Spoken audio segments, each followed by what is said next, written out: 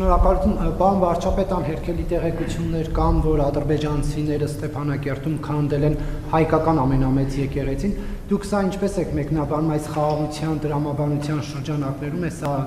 դիտարկում թե ոչ, եւ եթե խաղաղությունը, եթե տարբեր ֆորմատներով երկխոսություն կա պաշտոնական մակարդակով եւ քաղաքասարակության ֆորմատով, ապա նման գործողությունները արդյոք չեն խոչընդոտում, խանգարում այդ երկխոսությանը, խաղաղությանը առնչվող, եւ արդյոք այս հարցը պատրաստվում է պաշտոնական Երևանը թեկուզ միջազգային հարթակներում բարձրացնել թե ոչ, որովհետեւ մշակութային, պատմամշակութային արժեքների ոչնչացումը ավելի շատ թշնամանքի դրսևորում է, քան խաղաղությանը միտված քայլ։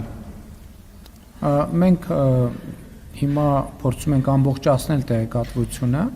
բայց բոլոր դեպքերում դուք ասացիք սա է խաղաղությունը, ես ասել եմ խաղաղության ին չափանիշը որն է, արդեն ավելի քան 2 տարի Հայաստան-Ադրբեջան փոխհրաձգության հետևանքով մարդիկ չեն զոհվում, չեն վիրավորվում, Հայաստանի Հանրապետությունը եւ Ադրբեջանի Հանրապետությունը ճանաչել են միմյանց տարածքային ամբողջականությունը, ինքնիշխանությունը, սահմանների անխախտելիությունը եւ քաղաքական անկախությունը Ալմատայի հռչակագրի հիման վրա, եւ մենք որևէ հարցի եւ Ադրբեջանը եւ Հայաստանի Հանրապետությունը պետք է վերաբերվի այս տեսակետից։ Հաջորդը ես ուզում եմ ասել ուղիղ եւ առանց սենթևեթանքի, որ ընդհանրապես այս թեմաների նկատմամբ առավել եւս հիմա պետք է լինել շրջահայաց, որովհետեւ նման թեմաները երկսայրի սուր են եւ ինչպես նոր կտակարանում ասվում է, որ մենք պետք է միշտ հաշվի առնենք, որ ինչպես նոր կտակարանն է ասում, դատվելու կտակարանը իր ընթերցողներին ասում է դատվելու եք այն նույն դատով, ինչ դատով որ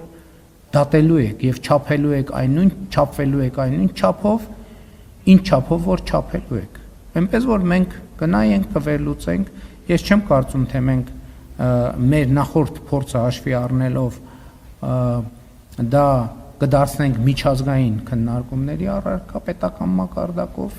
եւ սա մի իրավիճակ է, որը մենք պետք է ամբողջությամբ եւ ամբողջական հասկանանք։